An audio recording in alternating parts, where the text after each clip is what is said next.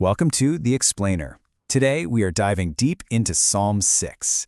Now, this is a raw, ancient prayer, but what's so incredible about it is how it gives us this timeless pattern for navigating our own moments of just overwhelming distress. Let's just start with the feeling we've all known at some point, right? That moment when the pain is just too much to bear, when you feel weak, exhausted, and just completely and totally spent. Well, that exact feeling, that's the raw, beating heart of Psalm 6.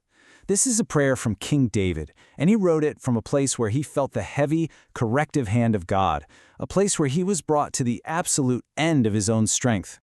Now, pay close attention to David's posture here. He isn't denying that he needs correction. He's not running from God. He's running directly to him, and he's begging for that discipline to come from a place of a father's love, not a judge's wrath. You see, David understood this crucial difference. He knew there was a world of difference between being chastened, which is all about correction with the goal of restoring you, and being punished with the intent to destroy. He's appealing directly to God's character as a loving father. So this appeal for loving correction, then, builds into the cry of anguish itself. And this is where David gets brutally honest about his pain. He lays it out in three really distinct dimensions. Okay, so first, there's the physical side of it. He cries out, "Heal me, for my bones are vexed." That word vexed, it means deeply troubled or afflicted. This isn't some surface-level ache. This is a pain so deep, it feels like it's shaking his very core, his bones. Next, he moves to the spiritual dimension. His soul, his inner being, is in torment. And this leads him to one of the most honest, desperate questions of faith you will find anywhere in the Bible. "O Lord, how long?" It's such a powerful cry. It acknowledges God's in control, but still pleads for the trial to just end. And finally, the emotional suffering. Oh man, the language here is just so powerful and poetic. He's not just crying a little. His grief is so intense, so all-consuming, that he says he makes his bed swim with tears all through the night. So from this place of total weakness, physically, spiritually, and emotionally exhausted, David makes his appeal. But the foundation he builds this appeal on, well, that's what's truly key here. He doesn't start listing his good deeds or try to prove he deserves to be heard. Nope, there's no case made for his own worthiness. He knows his only hope lies entirely in who God is, not in who he is. And it all comes down to this one plea right here. He asks to be saved for thy mercy's sake. He is appealing entirely to God's steadfast, loving kindness. His only argument is God's own compassionate character. That's it. And his reason for wanting to live is also pretty striking. It's not about enjoying more earthly pleasures. See, as he understood it, the grave was a place of silence. But life? Life was the opportunity to keep giving thanks and praise to God.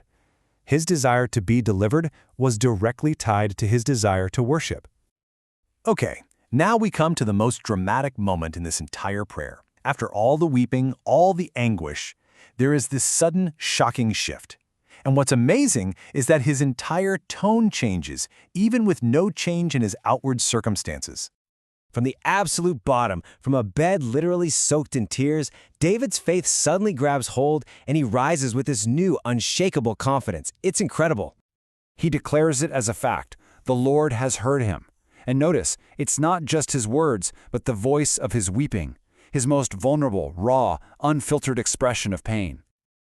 He says it again, just to emphasize it. God has heard his specific requests, his supplication. It's this powerful statement of certainty that his prayer has reached the very throne of heaven. And then, look at this confident shift. He moves from the past tense, hath heard, to the future tense, will receive. He is now completely 100% assured that his prayer has been accepted by God. And it is so important to remember this. Nothing on the outside has necessarily changed yet. His enemies are probably still there. His body might still feel weak. This powerful assurance isn't based on sight. It's a deep inner conviction that comes entirely through an act of faith. So what does this leave us with? Well, it's not just a beautiful ancient poem. It's a practical, repeatable pattern that we can actually use in our own moments of deepest pain. This psalm really gives us 3 clear steps. So step 1, cry out with complete, brutal honesty about everything you're feeling. Step 2, Appeal only to God's mercy, basing your hope on His character, not your own. And finally, step 3, make that conscious choice to trust by faith, to declare that He has heard you, even before you see the answer. And just so you know, this explainer was created in collaboration with the You Need Faith in Jesus team. And this is why all of this really matters. This ancient prayer can become a living, breathing tool for you today. To help make that pattern stick, be sure to use the flashcards and take the quiz that go along with this. It's honestly the best way to really let this sink in.